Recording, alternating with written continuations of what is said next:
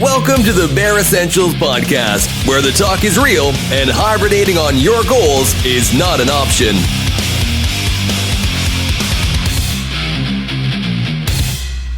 Hi, everyone. Thanks for tuning in. I'm your host, Charles Wallace. I'm extremely honored to be interviewing this next guest, Scott DeLuzio. He served his country as a member of the United States Army, and he's also the author of the book Surviving Son. In his book, Scott tells the compelling true story of his life as a combat infantryman who fought in Afghanistan at the same time as his younger brother, Stephen DeLuzio. Unfortunately, Stephen was tragically killed in action while serving his country.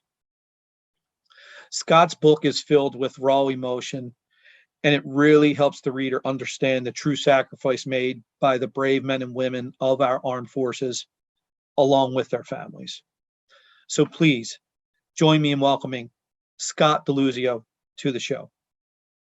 Hi, Scott. How you doing? It's really an honor to have you here today. I can't tell you how much that I appreciate it, and looking forward to talking with you and taking the audience through your experience. So could you introduce yourself to the audience, please? Yeah, sure. Well, first off, thanks for having me. I appreciate the opportunity to come on your show and share my story. But I'm currently the host of Drive On podcast.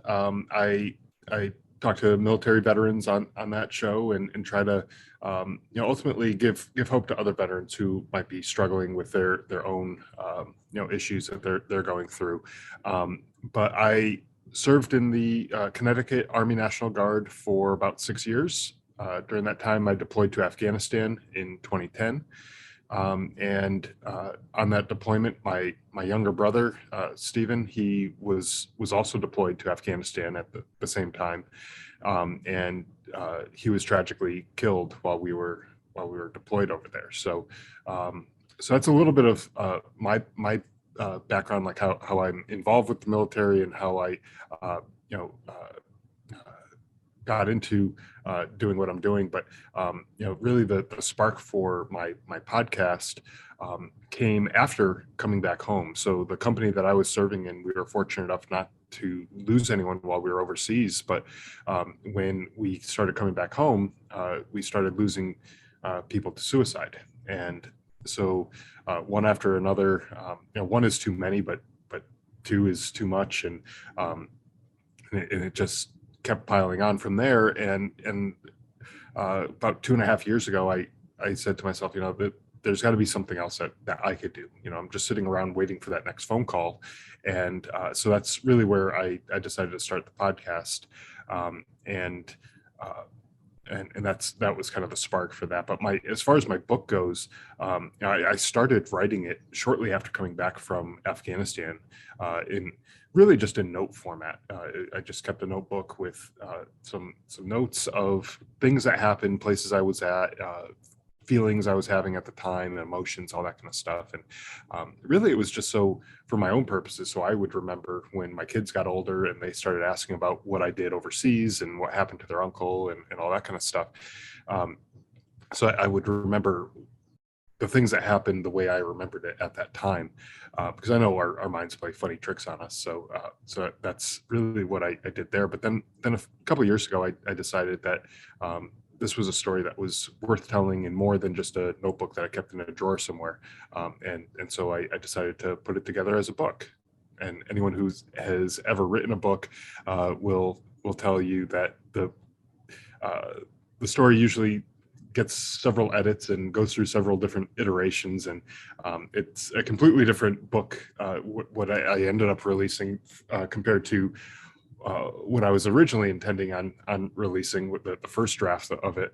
But I think the way it came out, my hope anyways, is that it will help other service members and veterans to learn from my mistakes, learn that there are healthier ways to cope with the things that they're going through, but also I hope that civilians will learn that there are sacrifices made by real people with real families who lived in real communities and had a real impact on the people who are around them. And I hope that they learn about that as well. So that's kind of me in a nutshell, I guess. Thanks for that, Scott. And I want to tell the audience, I decided this weekend, knowing that I was going to be speaking to you today, I read the book this weekend. And, I wouldn't say I'm the fastest reader, but I read the whole book this weekend. And I don't know what your first draft was, but the final product, I highly recommend it for anyone. Me personally, I didn't serve. I have family members who served, but it really it did strike a chord with me, and it made me even more interested to have our conversation today. So Scott, in reading the book, and before we really dive in, one thing that struck me, and it struck me in a way that I was happy to see, your upbringing.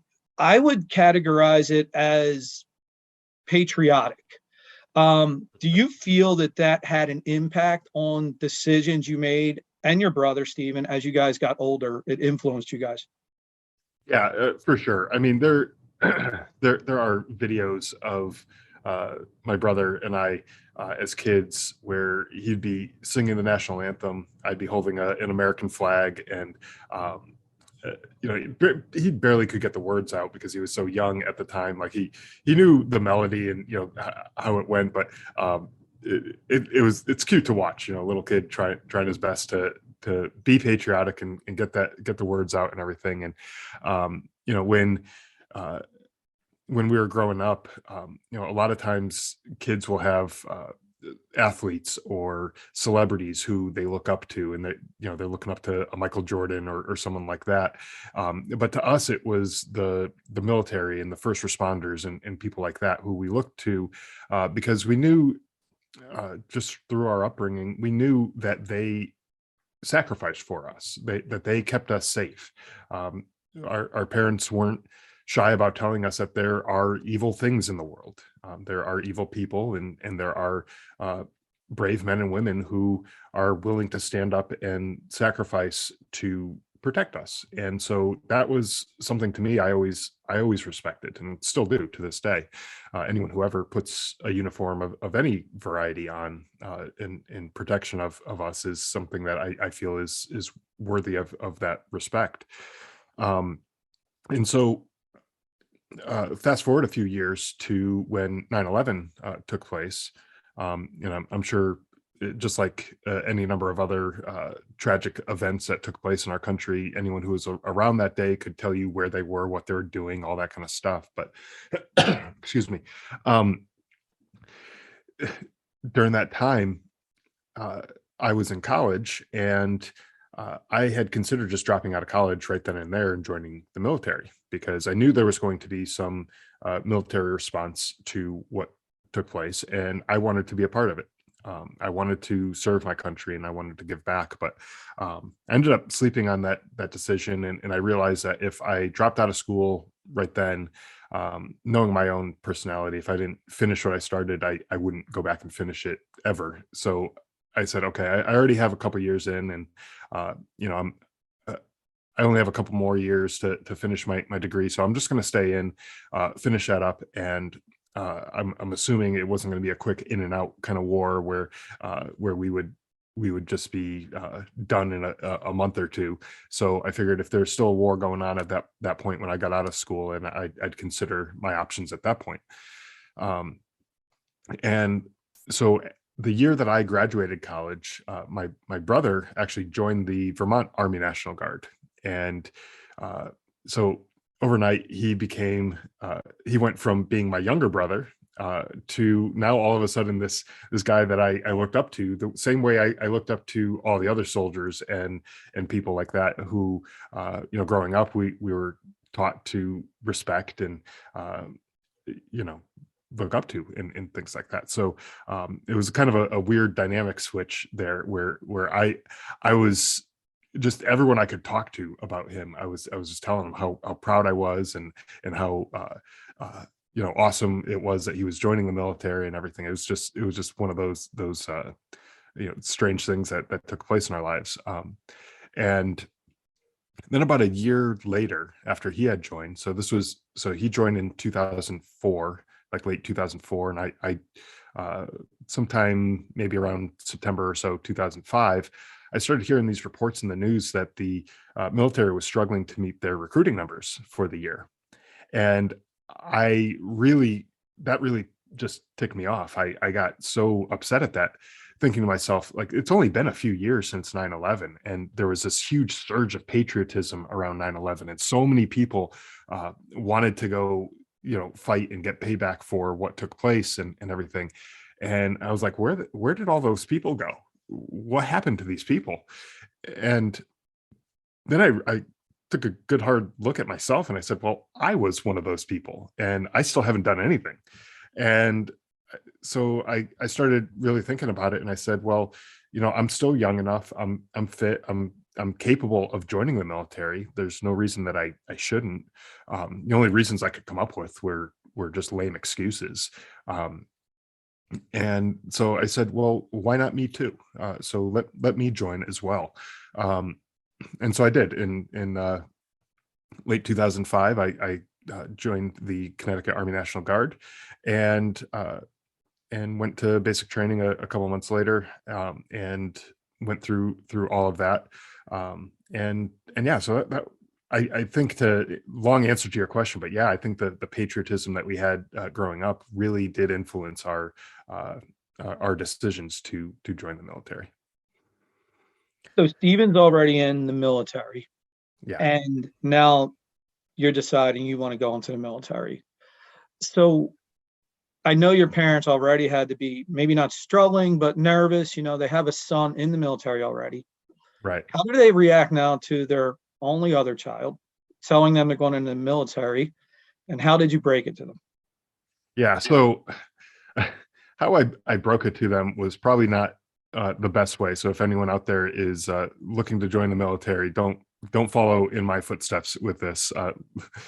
Do it a different way. But so my mom's birthday was in late October, and I had already made up my mind that I wanted to join the military. I talked to my brother. I asked him to give me all the negatives, try to talk me out of it. And everything that he said were things I was already aware of. You can get injured, you get killed, all that kind of stuff. Yeah, I know, like, that's part of the job. Like, I get that.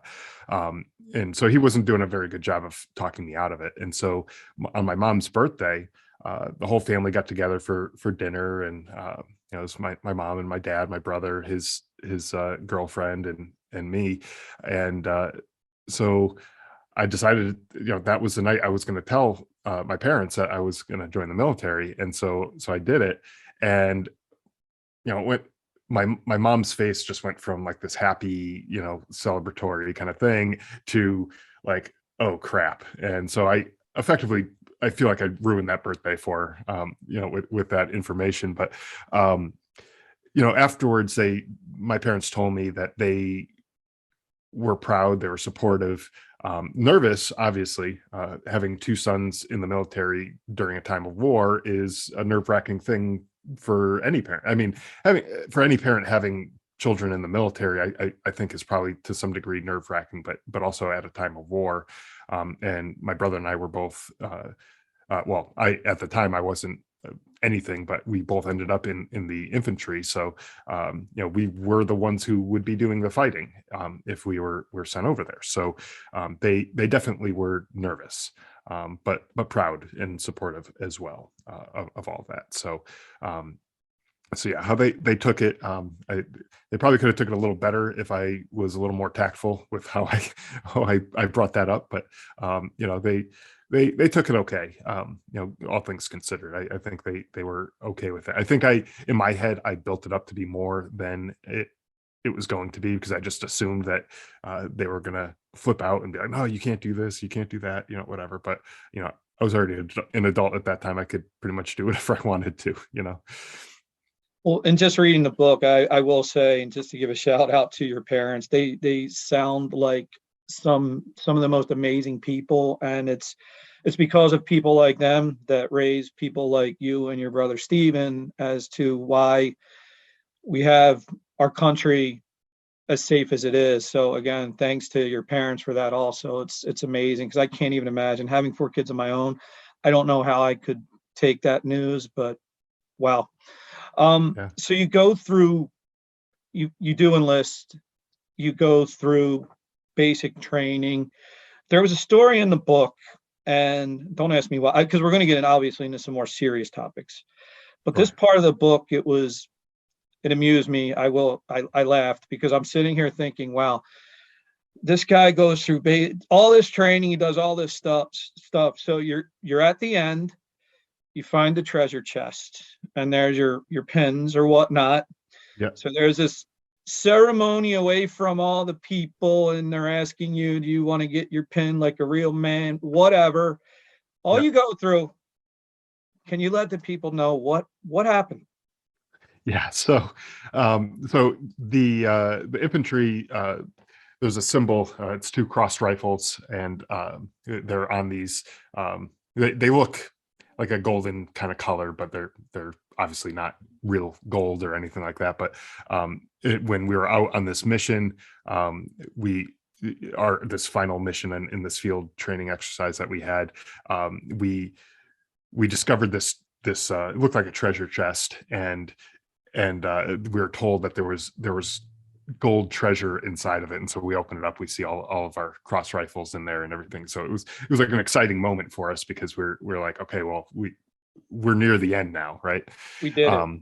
And we did it, right? So we have this ceremony, and there's this, we're all standing around in formation, and around this area, and our drill sergeant comes up to us and asks if you want to have the cross rifles pinned on like a man, and that basically means pinned directly into your chest, like through your uniform into the skin. Like he puts it on there and just like pounds it in. And so of course everyone's, I want to take it like a man. I want to take it like a man, right? Well, so we had been out for like the entire day, and water supply was running low. We were kind of light on all of that, and so at the very end we were pretty parched. We were exhausted because it was an entire day of walking around the woods, walking through rivers and everything like that. And I don't do very good with needles to begin with, but I still was like, I'll take it like a man. And so he goes and he pins it in my chest, and a little while later I start getting lightheaded and start getting woozy, and I start seeing the world that's spinning around me. And when you're standing in formation, you're not supposed to move, you're not supposed to talk, you're not supposed to anything. But I whispered to the guy who was standing next to me, I go, I think I'm going down. And then next thing you know, smack, I'm down on the ground. The next thing I remember is I'm sitting up against the wall behind the formation. One of the drill sergeants came over, and it was one of the first time that they actually treated you like a almost a peer, but he came up to me and he just had a good laugh, and he kind of just like smacked me on the shoulder and just cracked a little joke at me and everything. He's like, welcome back to the world, or something. I forget exactly what he said, but it was something along those lines. It was funny looking back at it. At the time I was like, oh crap, I'm going down, this is gonna hurt. But looking back at it now, it's kind of funny. And so I'll apologize to you. I definitely, reading that yesterday, I did. I had to laugh at your expense. Sorry, but I did. That's good. So now you're through basic training, and I want to obviously touch on Afghanistan. So, Scott, I think so many people nowadays, especially younger people, I mean, even myself, I think that our perception of war and what war is, it's what we get fed through media, TV, movies. Sure. And I feel like I've come to the realization, talking to people like you and some others, that it's definitely not what they portray it to be. So what I was hoping was, could you, in your own words, take us through really what it was like in Afghanistan? Yeah, sure. And what I could speak to is my own experience. Everyone who's gone over there has had a different experience. You might have been in a place where it was more active with enemy activity than others and everything. So I can talk to my experience of that. But one thing I think that pretty much everyone who's gone over there, whether they saw active combat or not, could probably attest to is that they always have to live with a head on a swivel, always looking around, looking for a threat. Because while you may have gone a month or two or more without seeing any enemy and not getting engaged with the enemy, you never knew when that next time would be, or the first time for that matter, because you may have gotten into the country and never had any enemy attack you at all, and it could be several months later that the first time that you get shot at or see an IED go off or anything like that, that takes place, but you never know when that's going to happen. And so your brain gets rewired to be hyper vigilant, and you're always looking for the next threat. I remember one time, this was early on in the deployment, and we hadn't seen any enemy activity at that point, but I noticed one of the interpreters who lived on our base was walking around taking pictures of things on our base, and that very easily could be used if that fell into the wrong hands, if he purposely sent it, or if it somehow got into the wrong hands. They could know the layout of our base and where certain buildings are, how far away they are from other landmarks and things like that. And I remember walking up to the guy as if he was the enemy, but we were always looking out for things like that. There are locals that would walk around near our base, and we're always just cautious, looking out for that kind of thing. And most days that we had there were routine. I classify them as routine, where our job, our mission there, we were stationed about 2 miles from the Pakistan border, and our job was to secure a border area where a lot of the I think they said about 80% of the NATO supplies that were coming into Afghanistan were coming in through Pakistan into Afghanistan by cargo truck. And so we had to secure that area, that border area. And most days it was routine. We'd go down to the border, we'd hang out there for 12 hours or so. Bunch of trucks would come in, bunch of trucks would leave, people would come in, go, and all that kind of stuff. And nothing more really happened other than that. And so you almost fall into a sense of complacency where it's like, okay, well, I'm just going to be going in and just doing the normal job, just like you would clocking in at a job here at home. It's like, okay, I pretty much know what to expect. But then you get reminded that this isn't a normal job with a predictable routine, because you never knew when the bad guy was going to be creeping around the corner and looking to take one or more of you out. And so then you have that hypervigilance come back, and you're back in it. So it's a very short-lived complacency. It may be for just a couple minutes where you're just like, okay, whatever. But then you're like, oh wait, I can't be complacent. I have to really be focused and on alert. But that's like every day, constantly on alert, high alert, looking out for things that are out of the ordinary. Even just a pile of trash on the side of the road could be a place where a bomb is hidden, or dirt that looks like it's been like just shoveled up and covered back over, where it might be a little bit darker because it's been disturbed a little bit. That's where a bomb could be buried, or pavement that looks more fresh than the rest of the pavement. Again, a bomb could be buried under there too. So you always were looking out for things like that constantly. And you started to just learn to just not trust people, because you're just always out looking for that next thing that could come and bite you. And so most of the deployment, fortunately for us, was very much like that, where we didn't see a lot of combat. We did have some activity where our base got attacked. We had people shooting at our base at some of the positions, and so we had to go on alert, and we basically formed a 360-degree perimeter around our base, and we're there to stop any attacks that would be coming into the base. So we'd have that all situated and covered.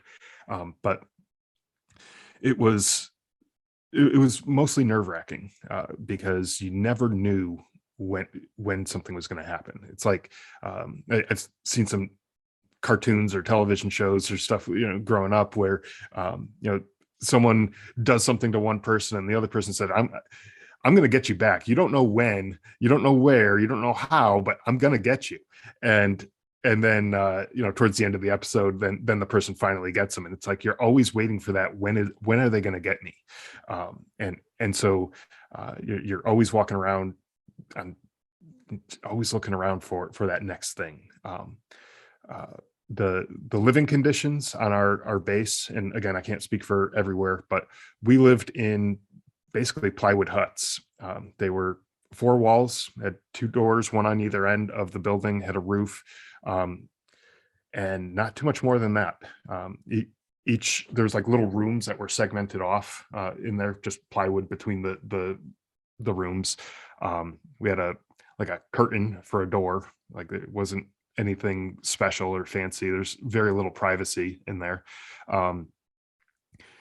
Bugs everywhere, like they'd be, and when I say bugs, I don't mean like little house flies or things like that. We're talking camel spiders that are like, their bodies are the size of a hockey puck, and scorpions and things that just are out to get you. And it's like you shake out your boots before you put them on, because you don't want to be stepping in on one of those things that crawled in overnight or something like that. So it's just rough living on our base. And then it's just really a very unpredictable time. Every once in a while we'd get a call where we had to go out to a local village or a local area and assist the Afghans. But again, we didn't know what we were getting into, what we were driving into. There might be an ambush set up for us, and so we had to be constantly on alert. And so that was something that was, I knew we needed to always be alert and aware, but I didn't realize how much of a toll that took on me, and other people as well, because you're just constant looking around for that next thing that's going to come out and bite you, And I'm glad you described what you did. I was actually hoping that's what you were going to talk about, because that's the line of question that I had there. That's what I was trying to get at. I think that people just, when they think about war, they think of being shot, obviously the risk, always like that. But I don't think people really appreciate what I'll call the daily rigors of war, and the toll it takes mentally, how mentally draining it can be. And totally understand why when people come back from war, they do struggle with that, which I want to obviously talk about a little bit more later. So now you're in Afghanistan. For the most part, it's, like you described, it's kind of, I don't want to say mundane, but it's more, you just back. Yeah. So now we get to the point that I want to touch on, is about Stephen and about that day with Stephen when he was tragically killed in action. What I did want to point out, though, and I'm pretty sure I read this the right way, and please correct me if I misstate this, but I wanted to point this out right away. Did Stephen, he didn't have to go on that deployment, am I right? That's correct. So his enlistment was going to be up at some point during that deployment, and I forget exactly when that time period was going to be, but they didn't want to send him on the deployment just to send him back early from that deployment without completing the full tour of duty. They wanted to go there with a full roster, knowing that they would have everyone there. But he had served with a number of those people already in Iraq. He deployed to Iraq in late 2005, early 2006 time period. He was the type of person who was like, I wouldn't be able to live with myself if anything happened to those guys and I wasn't there to help them out. And he also got to know a lot of the younger guys who had never deployed before. And he said, you know what, these guys need more than anything is good leadership, people who have been to combat before and know what to expect when things start getting chaotic. And so he said, you know, I don't need to go. They won't send me if I don't want to go. But what he ended up doing is re-enlisting and extending his enlistment for, I believe it was another year. So that way he'd be able to go and not have that issue of his enlistment ending while he was over there in Afghanistan. So, you know, he didn't have to, but he chose to. I had chills when I read that part. I mean, the courage, the valor, and just, it was amazing to me to just, when I read that, obviously it was like, damn, Yeah. wow. But also right after that, my reaction was, damn, wow, this man was willing to do that. Unbelievable. Right. And I think, though, it shows, obviously, brothers, right? Another part of the book that I found very interesting, and it kind of showed as I read more of it, and you and Stephen, a lot alike, I saw in the one part of the book, you were put up for the Audie Murphy Award, and you said, this is BS. I don't want it. I want to be with my guys. Literally to the point you're arguing with your leadership. They still put you out there. And when I read that you basically when you threw it, just like, screw it, you'll send me, but I want to answer these questions wrong. I'm going to be back on you. Again, then I saw about Steven, and I just was like, wow, these two guys is just, we need more like that. So thank you. Yeah. So now obviously the real tough part. If you could take us through that day, Scott, take us through that day when you find out about Steven being killed in action, and also not just how it impacts you immediately, but how it impacts you right kind of after that, what you had to deal with besides that news. Right. So that day, we were on a bit of a different mission. The previous few weeks before that, we were doing a lot of missions where we were flying out to different villages, and we're also training the Afghan soldiers. So we flew out to a base where there were a bunch of Afghan soldiers, and we were living with them, training with them, doing stuff with them, and then we were going out on missions to various villages where we would get intelligence saying that there was Taliban activity there, and we'd go and we'd try to flesh it out, find the people, and you know, we did our best. But I like to equate that relationship to like a driver's ed instructor, where we were the driver's ed instructors, the American soldiers, and the Afghan soldiers were the students. And they were behind the wheel, and on these missions, they were the ones who were running the operation. They were going and clearing buildings and everything like that. And we sort of hung back a little bit, but we were there to pump the brakes should things get a little out of control, and or take the wheel and steer, or whatever needed to be done. We were there. So that day was another one of these missions where we flew out overnight to a remote village, and really in the middle of nowhere, Afghanistan. There's nothing around this place. I don't even know how a village survives in a place like that. It's not like there's a Walmart down the street that they can go and get supplies from, or anything. Like they're pretty self-reliant in that village.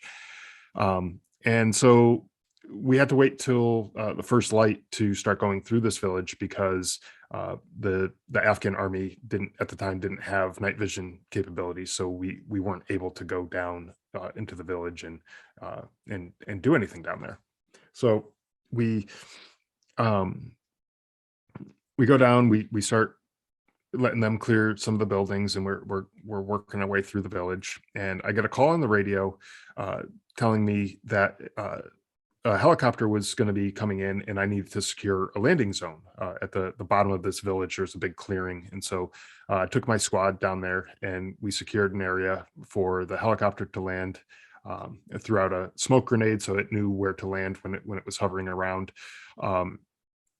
And an American general and a couple French soldiers got off the helicopter. And now the area that we were in was in a French controlled territory. And so they I think were just there to check on our progress and what we might have found and things like that. So at the time when the American general stepped off, I was the highest ranking soldier in that general area. And so I went to go greet him to, bring him to where the rest of the operation was taking place. But it was a little nerve wracking for an enlisted sergeant to go and, interacting with a higher ranking general like that. It was a little nerve wracking for me. So I was making small talk as best as I could, but, waiting for my leadership to come down to take him through the village and everything. But as we were talking, he gets a call on the radio, and it informed him that there were two American soldiers who were killed in action just earlier that day, and didn't say they don't say any names over the radio or anything like that. So naturally, like anyone else, like when you hear something news like that, you think, oh, that's terrible, it's tragic, but what can I do? There's nothing I could do about that. And so we continued on with the rest of the mission throughout the village and everything. And then a little while later, I get a call on the radio directly from my commanding officer looking specifically for me. And for anyone who knows anything about the chain of command, they know that the commanding officer usually doesn't directly jump the chain of command and go straight down to an enlisted guy like that. They'll usually work their way through the chain of command. So I immediately thought to myself, either I did something incredibly well, which I hadn't at that point during the day, or I totally screwed something up. And that was a more likely scenario. And I just didn't know what yet. So I was racking my brain trying to figure out what I screwed up. And I was checking all my guys' equipment, make sure they didn't lose anything. I was going through every possible scenario.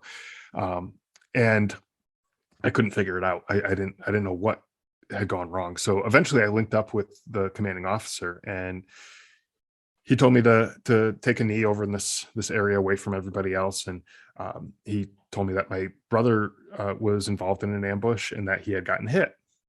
And now up until this point in the deployment, and this is about 6 months into the deployment, I had not once let it cross my mind that my brother could be injured or killed. He was invincible as far as I was concerned. And I think that was just a defensive mechanism to protect myself and allow me to do my job. Because if I was sitting there worried about him, there's no way I was going to be able to go and do my job and focus on my mission. And so I'm thinking to myself, okay, well, he got hit. What are the logistics looking like here? How do I get to him? How can I go and be with him? Moral support if he needs, blood donation or something like that. Like, let me know. I'll be there for him. I'll do whatever I can for him. And that's when the commanding officer said, well, I don't think you understand. Like, he's been killed. And like anybody else, I just completely broke down. I was a mess. I was crying and everything. And, I had a couple other soldiers come and hang out with me for a little bit. And I didn't realize it at the time. They were hanging out with me, not only just to be there and support me and everything, but they're also, just making sure that I didn't do anything stupid and hurt myself or anything like that either. At the time I had a loaded rifle. I had a shotgun. I could have easily hurt myself if that was something that crossed my mind. It wasn't, I wasn't suicidal or anything like that. But it was a very difficult time for me. And then probably about 20 minutes or so later, after finding out about my brother, our own unit started getting attacked from the village that we just came out of. Apparently the Afghan army soldiers were not as thorough as we hoped that they would be in going through this village, and amount of weapons and things like that they found were just very little. And so we started taking small arms fire, RPG fire from the village and surrounding area. And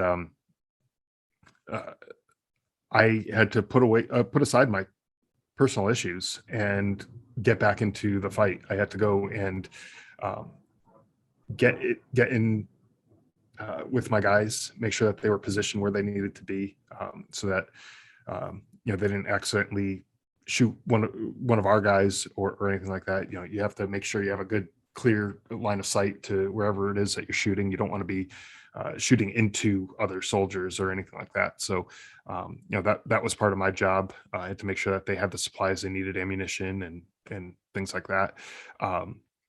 And then really just directing their fire. So if we saw an enemy target pop up in one location, we made sure that the right people were shooting and everything. So, but in that moment, there was just so much anger that built up inside of me. I had this fleeting thought of just running back down into the village that we came out of and just killing everybody that I saw, because I was just so angry at Afghans in general, not necessarily the people of that village, just the people of Afghanistan. I was so angry at, because I thought, why did someone like my brother have to come there and get killed when they were living life the way they always have, and they never,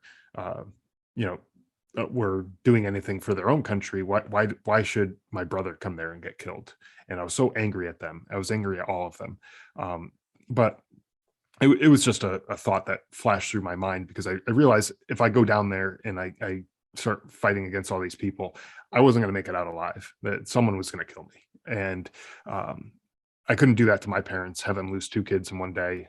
I had a young son at home. He was just born shortly before I left for Afghanistan, and a wife. I couldn't let them lose me over something stupid like that. And then I thought about my soldiers too.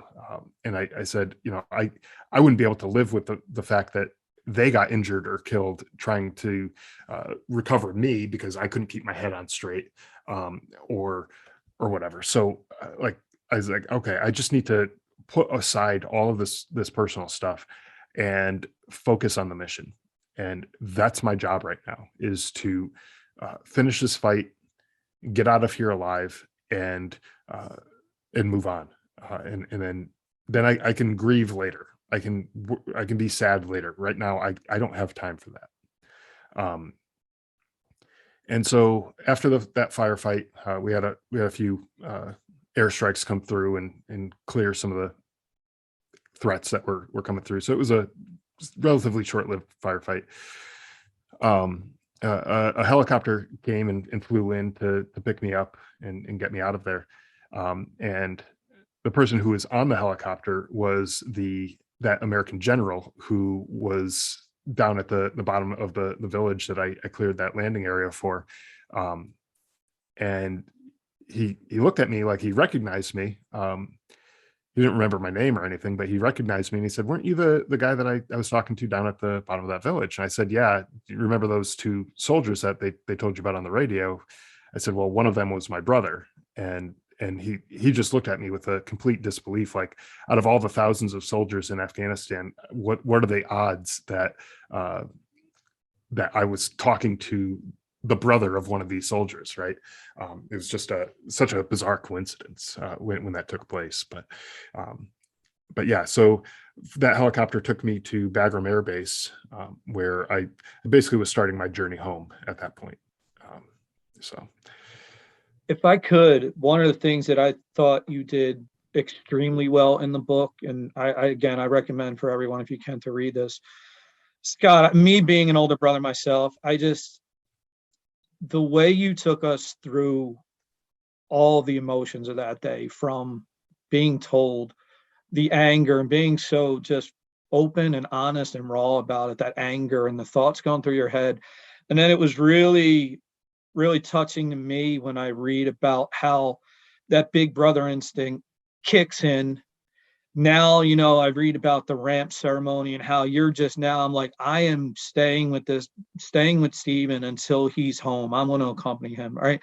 Just all the emotion that you get across in the book. It's, I'm not going to lie. It's a lot to absorb, but it's well worth absorbing it, because I think we as people need to absorb it more, so we really understand the sacrifices that you, and not just you, and obviously Stephen made the ultimate sacrifice, but your parents, everybody. I mean, it's just, again, so please, everybody, read the book. So Scott, I just want to jump a little bit and talk about, now you talk about all that stuff, all those emotions, right? Now, maybe just if you could describe a little bit about how did that impact you when you're home now from Afghanistan? You're home. How's that impact you? Are you suffering from, where are you PTSD, any kind of survivor's guilt, things like that? Yeah, I think I suffered through a lot of that. When I came home, so as I mentioned, right after that firefight, they flew me out of that area to Bagram Air Base, and uh, then I was basically put on a plane the next morning and flew out. I flew to Kuwait, then to Germany, then back to the United States, and I was home within 2 days of that day, of that firefight and learning of Steve's death. Um, it was, I had very little time to process all of this. And on the journey home, um, I was never alone. There was other soldiers who were flying the whole way with me, um, but I didn't know any of them, so I felt alone. I felt like I had no one to talk to, no one who would understand what I was going through, no one who could relate to what I was going through.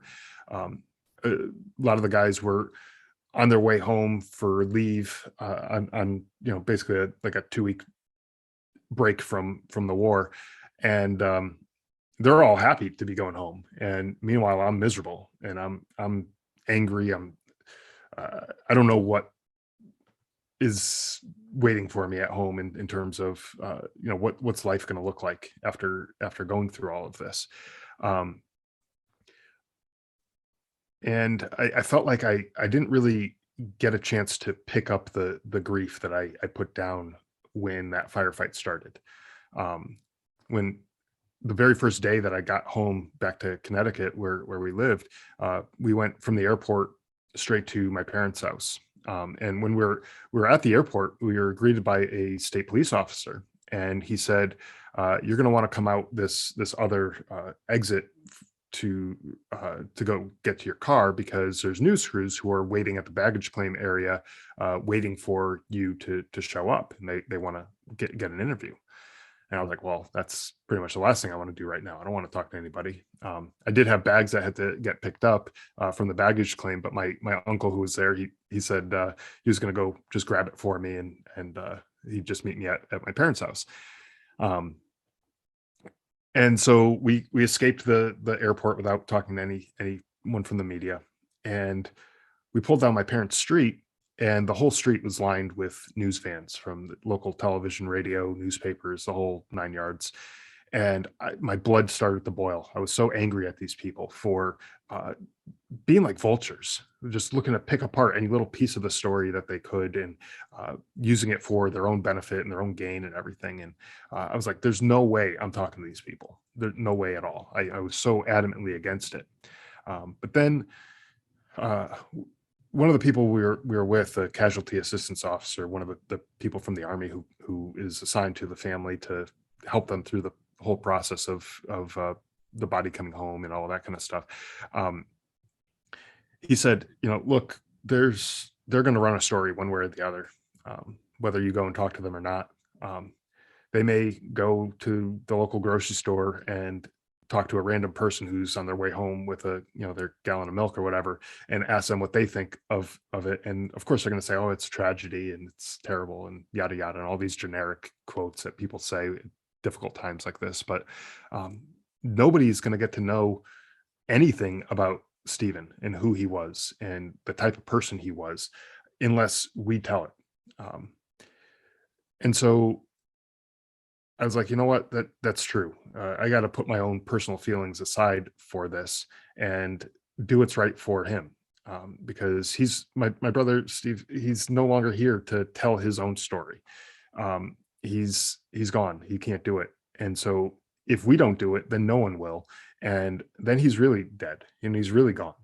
And no one will ever talk about him or mention him.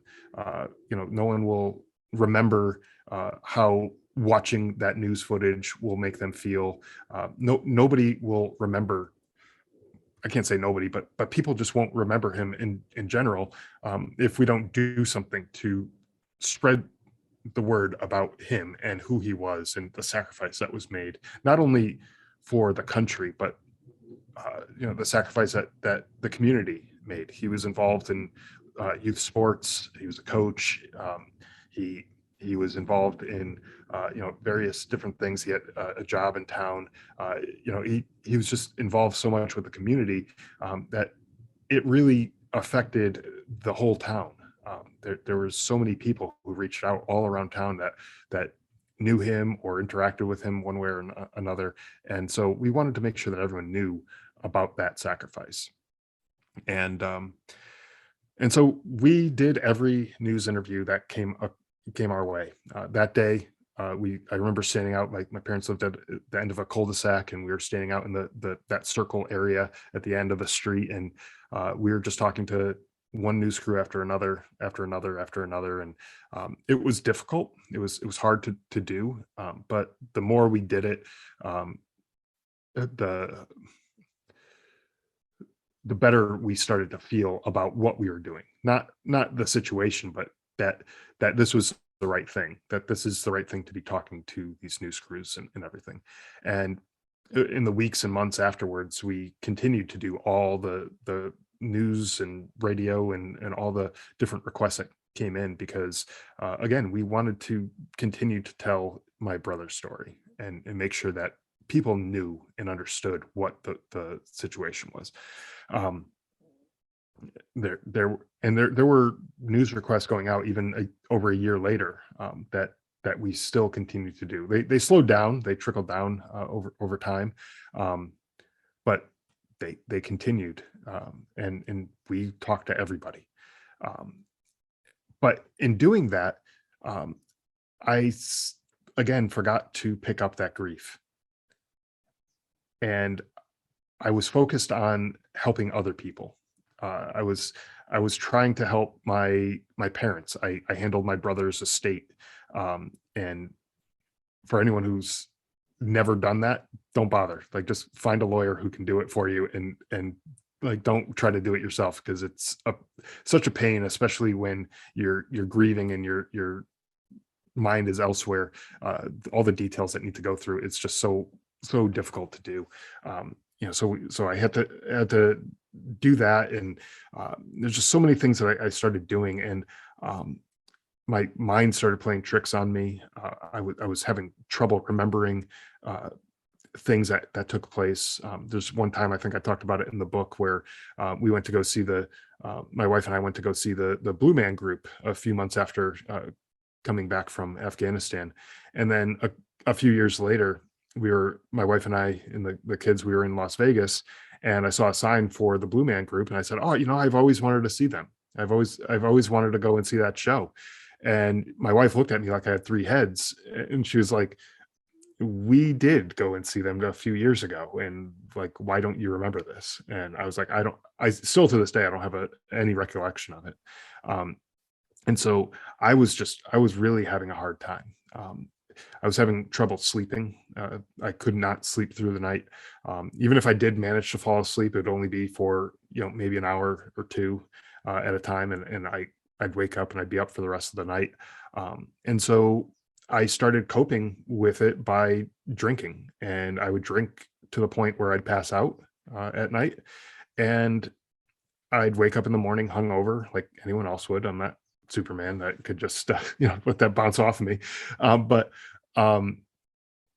I deal with that by just drinking a ton of coffee and energy drinks and all that kind of stuff, and that worked for a little while. But then as time went on, I started drinking the caffeine later and later in the day, and that started affecting my sleep too in the evening. And so it just became this vicious cycle of drinking one thing after another to make me feel one way or another, and it wasn't effective. But I didn't know what else to do.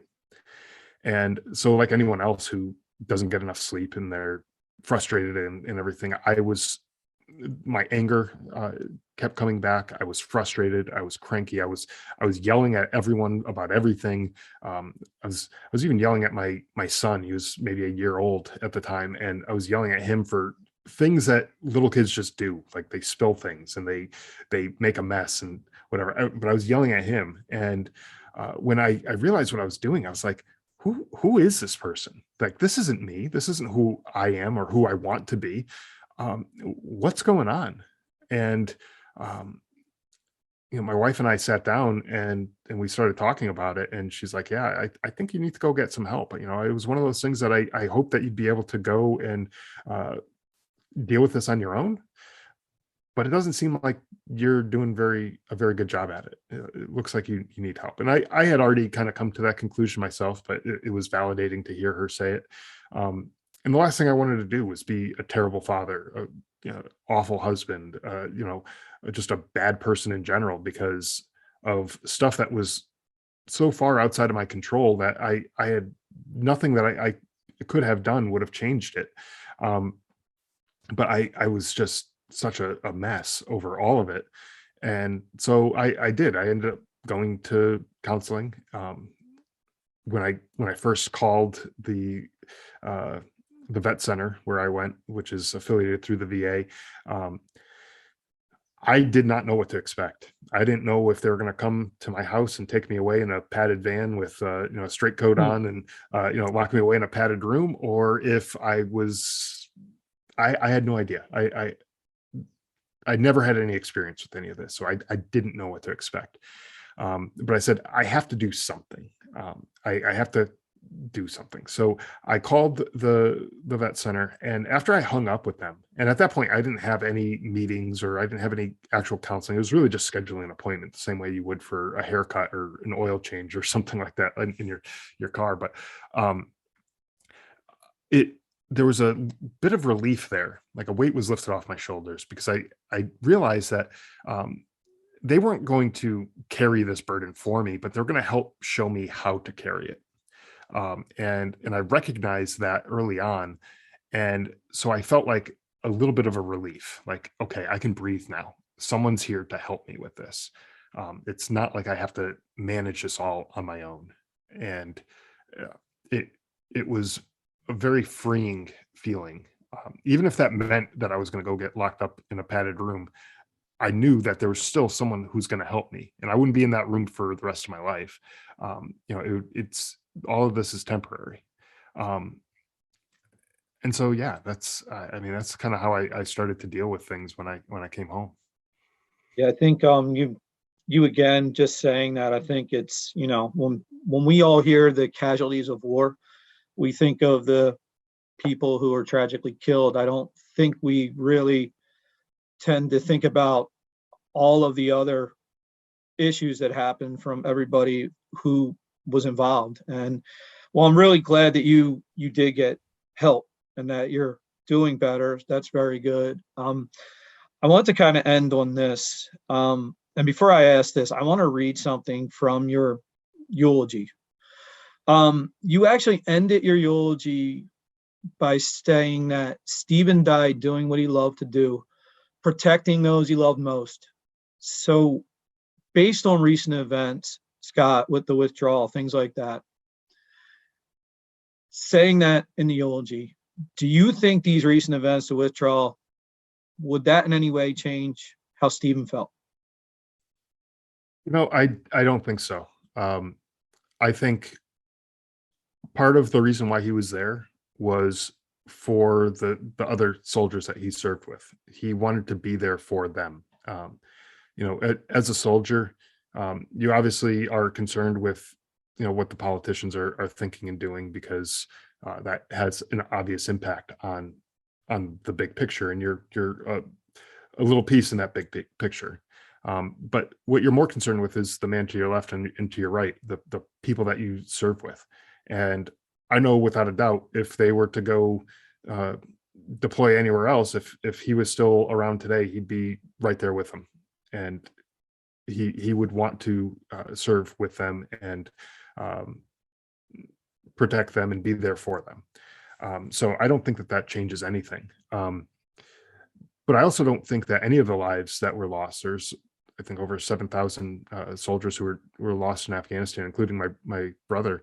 I don't think any of them were a wasted life, or that the war effort was all for nothing, or whatever.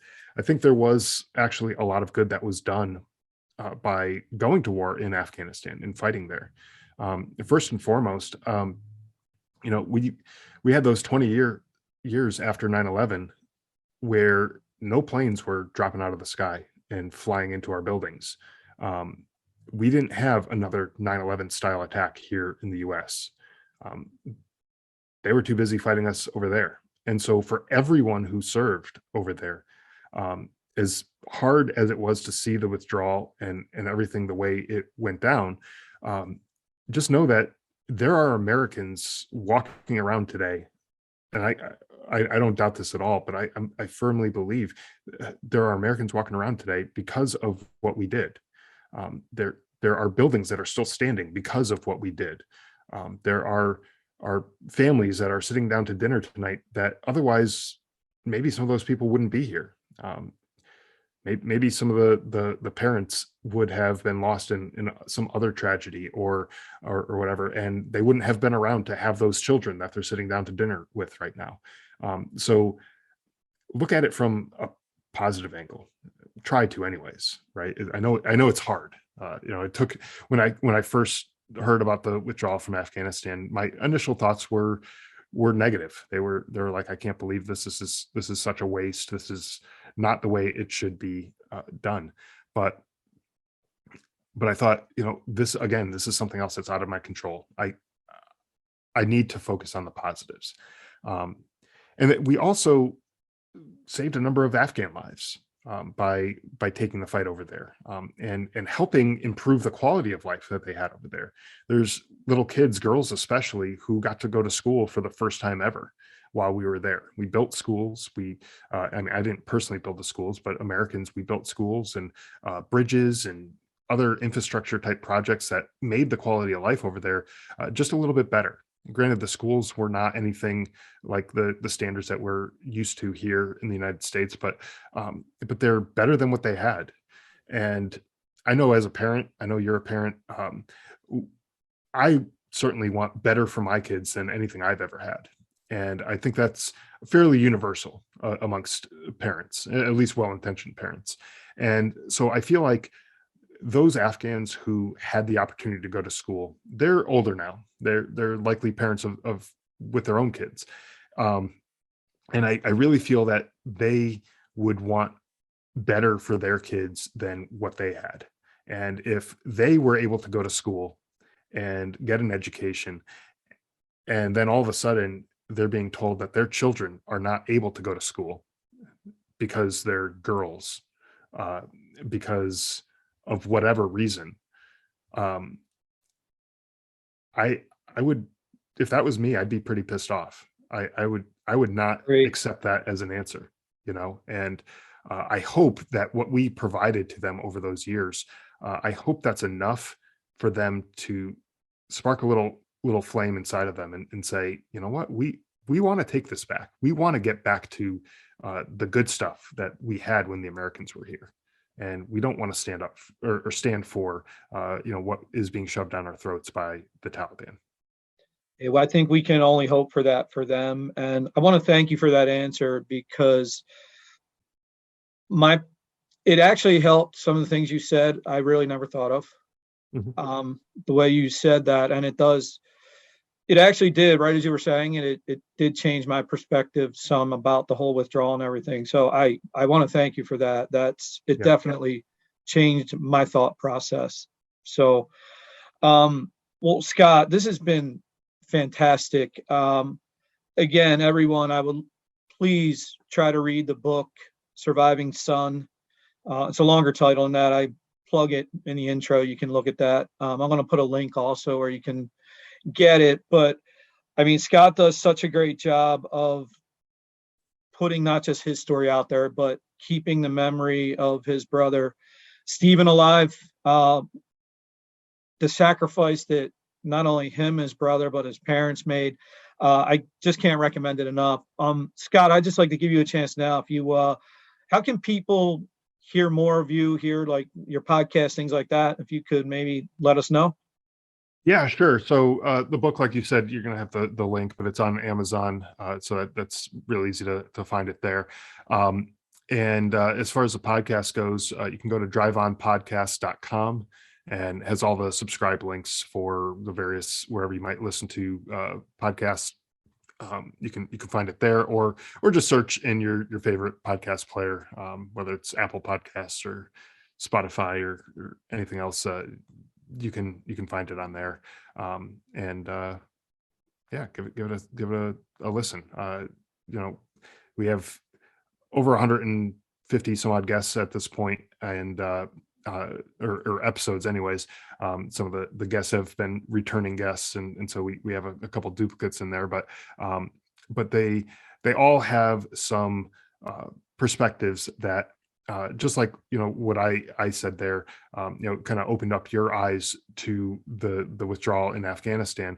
They have perspectives on different things, and it could help other people who are struggling with something similar to be able to figure out how to manage life and what it is that they're struggling with. So I really do hope that people who might be out there struggling with various things, PTSD or substance abuse or depression, homelessness, any of those kind of things that veterans tend to go through, we try to talk about it, and really no topics are off the table. So we cover a lot of those types of things. It definitely sounds like something that I hope people will check it out. I'm going to check it out. And also, again, please get the book. It's definitely worth the time. Scott, again, thank you so much. And please let your parents know that, at least from this 50-year-old sitting here in Philadelphia, Pennsylvania, utmost respect for their sons, who I consider heroes, and also a thanks to them for raising the both of you. So thank you so much, Scott. Really appreciate it. You take care. Thanks. This has been the Bare Essentials. Thanks for listening. And remember, never hibernate on your goals.